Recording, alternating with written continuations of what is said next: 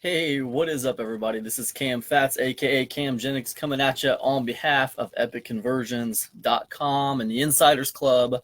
I hope you guys are having an amazing day today. It is Monday. It is about, I don't know what time it is. I'm sorry, guys. Let me see. It's about 1:04 p.m. on this fine Monday afternoon. And I do hope you guys are doing amazing today. I want to talk to you guys about cracking the code to success when it's been deemed impossible, right? For whatever reason, the goal you're trying to accomplish, people around you tell you it's impossible. Your friends tell you it's a foolish idea. Your family tells you it's dumb. You're never going to be able to do it. Your wife's telling you to move on. Everybody around you seems to think this thing you're trying to do is not going to happen, and you're a big fool for trying to make it happen. Now, if that's you, sit back, buckle up, Buttercup, listen up, because we're going to get into it today.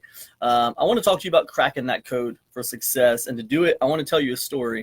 I tried to tell the story a little while ago, and it didn't work out for me. My video messed up somehow, but so this takes place in Alberta, Canada. There was a museum in Alberta, Canada, who was gifted a safe.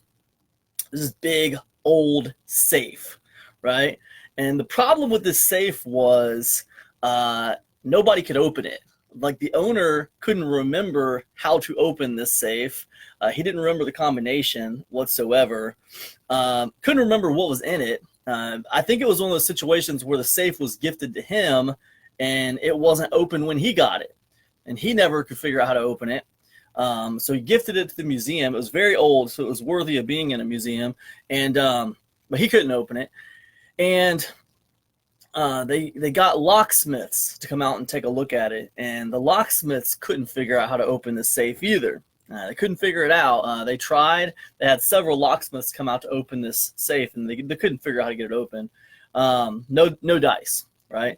And then they called the company that created the safe. They called the company that made the safe. But the problem was, when that company came out, that safe was made so long ago that they had no documentation on it anymore on how to actually reset the lock.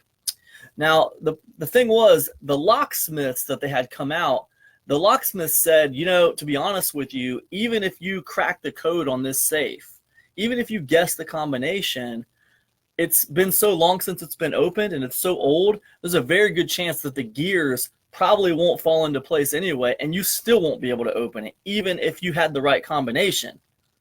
So the museum didn't know what to do after that. So they thought it was cool, so they put it in the basement of the museum, and they made it part of their museum tour. But it was unopenable, and they deemed it an impossible to open safe. They condemned this safe. And I didn't even know that was something you could do, condemn a safe. I didn't know that was a thing. But apparently it's a thing. They condemned this safe impossible to open. Much like some of you might be feeling out there if you're trying to succeed or achieve a goal and it feels like it's been condemned impossible to open. So anyways, let's fast forward this for a minute. The safe was deemed impossible to open, and it sat in their basement for years. So flash forward to a 36-year-old guy brings his family to the museum to hang out and to look around and enjoy the museum.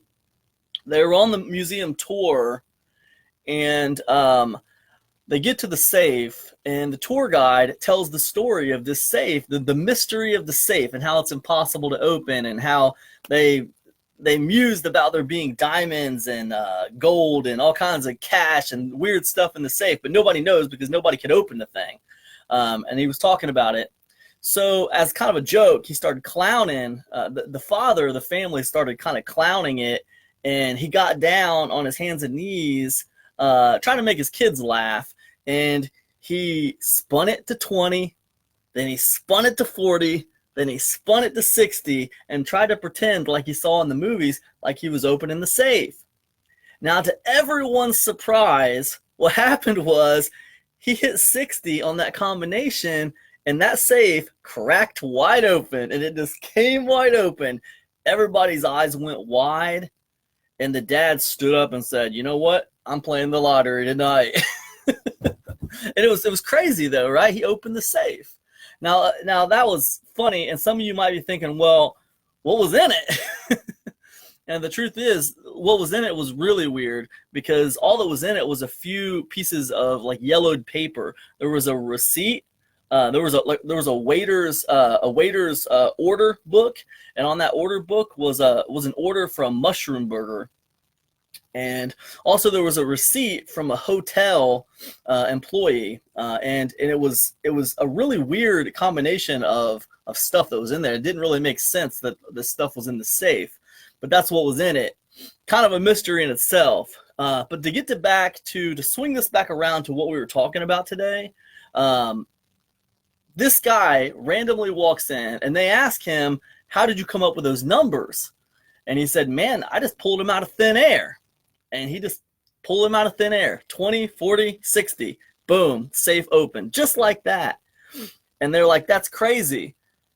And so when I ask you the question, how do you crack a code to success when it's been condemned impossible? Right? The answer is very, very simple. Right? You keep on shooting the ball, right? Eventually, one of them's going to fall, right? Eventually, one of them's going to fall. Keep on shooting. A shooter's got to shoot, and an entrepreneur's got to try. So if you keep shooting that ball, I promise you, eventually, they're going to start falling, okay? And by falling, I mean they're going to start going in the basket. So what you got to do is not give up and keep on trying, okay?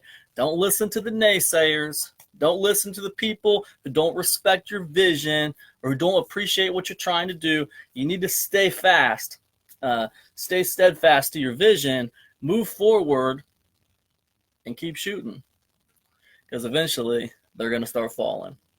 That's all I got, man. I hope this video has been helpful to you. I hope you got some value out of it today, and I will see you tomorrow for another one. Peace, everybody.